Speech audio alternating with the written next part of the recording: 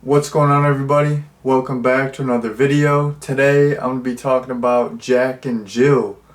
So this was a first time watch for me.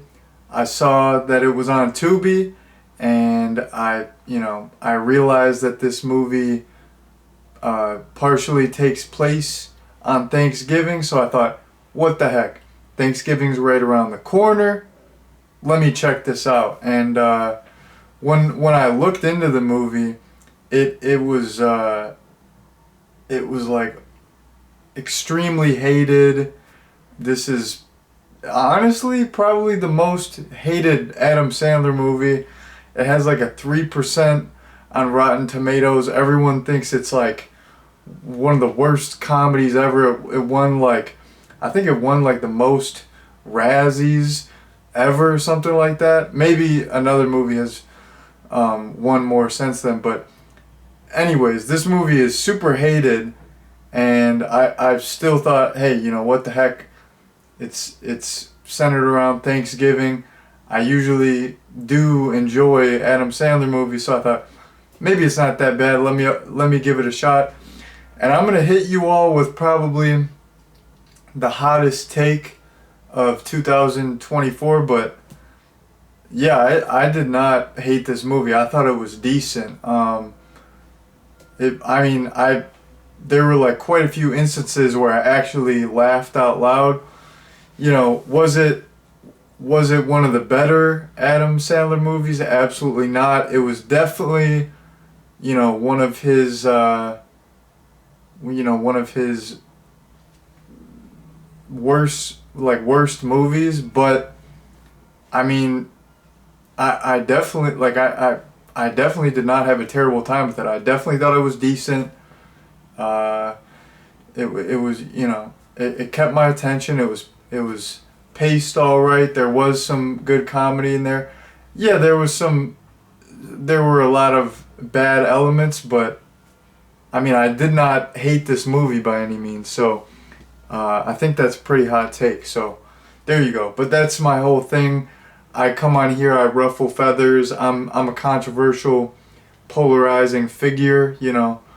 I'm like a YouTube villain. So that's what I do. I'm edgy. I'm like YouTube game Harmony Korine. So that's what I do. I'm just joking. I just come on here. I just keep it honest. That's what I do. That's my style. So I'm not. It's not like I'm getting paid to do this. I keep it honest on here. That's what I do. But anyways, enough about my enjoyment of the film. There you go. I think it's decent. Moving along, I'm going to get into the plot summary. So the plot focuses on this guy Jack, and he's an ad executive. He's kind of stressing because he might lose his contract with Dunkin' Donuts, which is like his biggest client. So he has to like keep his contract with Dunkin' Donuts, and to do that, he's supposed to get Al Pacino in a commercial for this new Dunkin' Donuts drink called the Dunkachino. So he's stressing about that, and he's also stressing about Thanksgiving because his twin sister Jill is coming in, and he doesn't really get along with her that well. She's kind of, she's kind of like annoying, and just she's kind of like loud, and he's not looking forward to Jill coming through for Thanksgiving. So, but she's only supposed to be there for a few days, so he's like, you know what, I'm just gonna suck it up. But anyways, Jill comes through, and one thing leads to another. She ends up staying longer than just Thanksgiving. She stays till the end of Hanukkah. But later on in the movie, Jack and Jill, they go to this like Lakers game, and they meet up with Al Pacino, and Al Pacino takes a liking to Jill. So basically, throughout the rest of the movie, Jack is trying to set Jill up with Al Pacino because, if if like everything goes well with their relationship, then Al Pacino said like he'll like if he can get like another chance with Jill and they can start dating and stuff, he will agree to be in this commercial. So Jack is trying to set up Jill and Al Pacino so that, you know, he can get Al Pacino for this advertisement, and then he can keep Dunkin' Donuts as a client. So that is the basic plot summary. First things first, I'm going to get into some positive stuff, and the positive stuff that I want to go over is just related to some funny moments that I enjoyed. So when they're at the Thanksgiving table, they're talking about how like twins have sometimes they have like special twin powers, and they talk about this idea that, you know, a twin can sometimes feel if another twin is hurt. So Jill keeps like slapping herself, and she's like, Jack, can you feel that? Can you feel that? And he's like, no, do it a little bit harder, do it a little bit harder. And then Jack's son just like punches Jill super duper hard. She goes down, and then Jack's son is like, Daddy, did you feel that? He's like, no, but I did feel something. Pride in my son. And that was really funny. It was funny. The kid just like, he just like wailed on her. That was absolutely hilarious. I laughed out loud at that. Norm Macdonald is actually in the movie later on. He plays this guy. His name's Fun Bucket, and he goes on this date with Jill, and the date is not going well. So Norm Macdonald's character, Fun Bucket, he's like, I gotta go to the bathroom, and you know, after he goes to the bathroom, like he's in the bathroom forever. Like he pretty much, you know, dipped out, and Jill's just waiting, and then she goes in the bathroom to see if he's actually in there, and she opens the stall, and there's no one in there, and then after Jill walks away, the camera tilts up, and you see Norm Macdonald. He's just like hanging for dear life. He's like hanging on this light on the ceiling, and he's like making this face like, oh, like I hope she didn't see me. I hope she doesn't see me. So yeah, Norm Macdonald. It was cool to see him. His little sequence was really funny, and I just thought it was funny when he was hanging from the light on the ceiling. I laughed at that too. And then there's this one character, Felipe. He's like the family's gardener, and he does like maintenance work for them. And basically he invites Jill to this little family gathering that he's having. You know, they're like eating food, they're playing soccer, they're having a good time. And I think it's supposed to be Felipe's grandma, or it's some elder woman in the family, and there's this funny instance with her where basically like Jill keeps knocking her out, and they have to resuscitate her. So, you know, they're playing soccer, and Jill's shoe flies off her foot and like knocks out this grandma, and then later on they're doing a piñata, and Jill like accidentally swings and knocks out the grandma, and they have to resuscitate her once again. I thought that was funny. It was kind of like, I mean, this is like a PG movie that was kind of dark though. We're like, Jill's just like out here accidentally knocking out this grandma, and I just thought that was so funny. And the grandma character, I keep saying grandma. I don't know if it's really Felipe's grandma, but we're going with grandma. But the grandma character is not even like a real older woman. It's just someone wearing a bunch of makeup, and the makeup looks kind of like, well, it looks really unrealistic. It looks pretty bad, and it's kind of funny. But it's just funny whenever this grandma gets knocked around, knocked out. They have to keep resuscitating her, and I don't know. That's the type of comedy that I like grandmas getting knocked out. It's funny, so I like that too. moving along, another thing that I liked about this movie is I liked Al Pacino. The thing is, of course, he's a veteran actor. He's a seasoned actor. He's a straight up legend. It's not like he was doing this movie for the money. He didn't need to do it, but you know, I feel like his performance, Al Pacino's performance, like he played himself, but it was this, you know, um, like fictional version of himself. His performance was really good, and I like the fact that he took it seriously. He didn't just like phone it in. It wasn't like, oh, I'm just doing a favor for Adam Sandler.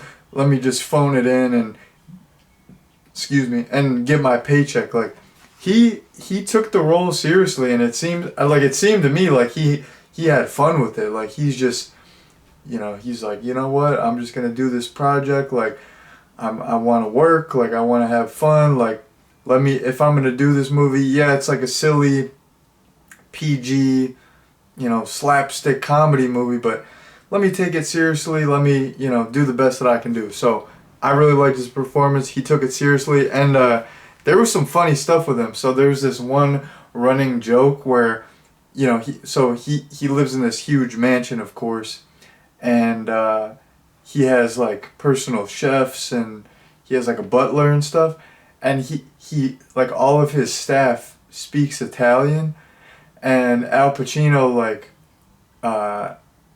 he like only speaks Italian to them, but he doesn't even know how to speak Italian, so it'll just be like gibberish. So he's like trying to communicate with them, and he's just saying nonsense, and they just have to go with it because he's Al Pacino. He's like a big shot. He's like a legend. So they gotta just like go with it. So they're just trying to like interpret this like gibberish that he's saying, and like he's just like so overly confident with it. They don't want to they don't want to tell him like you're speaking nonsense because he's their boss, and he's a legend, so they don't want to like ruffle any feathers. So that whole running gag where he's speaking Italian but he doesn't know how to speak Italian, that was funny. And then there's this whole thing like early on in the movie, he has this mental breakdown because he's doing this play and someone's phone goes off, so he goes on this whole rant on stage. He has like a total breakdown, and then later he's doing a play again, and he like whips out his phone. He's on the phone, and his understudy is like, hey, Al, you want me to go out there for you? If you're on the phone, you want me to go out there? And he's like, no one wants to see you. So I thought that was really funny too. So yeah, Al Pacino did great. It was cool to see him, and it was cool to see him like take this part seriously, even though it's silly comedy movie. And I mean, he's effing Al Pacino. Like he could have just he didn't have to take it seriously, but he went hard. Moving on, jumping into dislikes. So but before I get into my dislikes, like I gotta preface this by saying, people rip on this movie so hard, but it is a PG movie. Like this movie's not really meant for adults. Like I feel like the target demographic is like kids. It's like a family movie. It's like you would take your 8-year-old kid to see this. Like you would, like an 8-year-old kid would see this with their parents. That's the demographic. If I was an 8-year-old kid, I probably would think like a whole bunch of this movie was really funny. So all these people who like totally rip on this movie, it's like it's not even meant for you. Like this is like it's like a family friendly family movie. So yeah, like get a grip. Like get real, act real. Like you're like ripping apart a kids movie. Like get a life. But anyways, jumping into dislikes, I'm just gonna contradict myself now because I was saying don't rip apart kids movies and get a life, but now I'm gonna like say my dislikes about a family movie. So, but I don't know. I gotta be I gotta be I gotta give likes and dislikes, because if I just like say dislikes or I just say likes, I feel like I lose credibility. Like it's gotta go both ways. You gotta, I gotta try to be like as unbiased as possible. Look at it like, well, I mean, I was gonna say objectively, but it is subjective. This is just all my opinion. So what are you gonna do? But anyways, first dislike, a lot of well, pretty much all the toilet humor. I did not like that. Even though I did like the Jill character overall, like she was kind of annoying, like like the voice Adam Sandler did, and just like the performance with that character was kind of annoying. But I mean, still like endearing. Like I did like that character. That character like had a lot of heart, but yeah, overall, like Jill was kind of an annoying character. Some of the slapstick in this movie was pretty bad. Like there was like some slapstick comedy sequences that were like used a lot of CGI. Those were pretty bad. Like there's this one instance where Jill is on a pony and like she pretty much like the pony's legs get like the pony's legs like collapse under it and get flattened, and then like later on Jill is riding a jet ski in Jack's pool and she like flies out of the pool and smashes some umbrella. So yeah, some of the slapstick's pretty bad. All the CGI slapstick, not really a fan of that. And then the last thing that I disliked was the ending didn't really fit with the movie. So this is jumping into spoiler territory. If you have not seen the movie and you don't want any spoilers, click off at this point. So that's my spoiler warning. You have been warned. So, for most of the movie, Jack was kind of using Jill. He was an a-hole to her. Like he wanted her to leave, but then when he realized, she could help him get something that he wanted, he wants her to stay. So like Jack is selfish. He's mean to Jill throughout the whole film. Throughout the whole film, and then also like so you have that dynamic where Jack is just mean to Jill throughout the whole movie, and then and then most of the movie is just this light, goofy, silly tone. But then the ending doesn't fit because like the ending, it goes in this like heartfelt territory. It's like supposed to be like it's really supposed to like tug at the heartstrings, but it's such an abrupt shift. Like it's like, he like I said, Jack was just mean throughout the movie, but then he has this change of heart. Like that does happen in real life. Like sometimes you just have a change of heart, and that happens in movies too. But it was just like it was so abrupt. It was like Jack's an a-hole, immediately has a change of heart, and now it's like a heartwarming Hallmark movie. And then it's like Jill ended up with Felipe, and like they just like hinted at that earlier on in the movie. Like it wasn't really built up that Felipe and Jill had this big connection. Like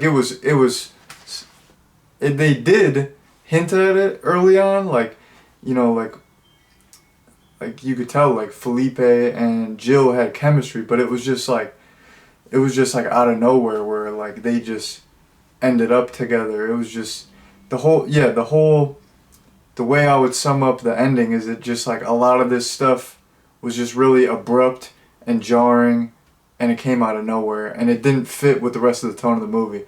So there you go. But anyways, that's the last thing I had for my dislikes. In terms of a recommendation, even though I had a decent time with this and I did find the movie mildly enjoyable, I would not recommend it because I honestly, I don't think other people are gonna like this. I just might be crazy, but yeah, I thought this movie was decent, but yeah, I would not recommend it. Because I don't want to lose all my credibility here. So there you go. Would not recommend. But anyways, that's been my review of Jack and Jill. Thank you all very much for watching, and peace out.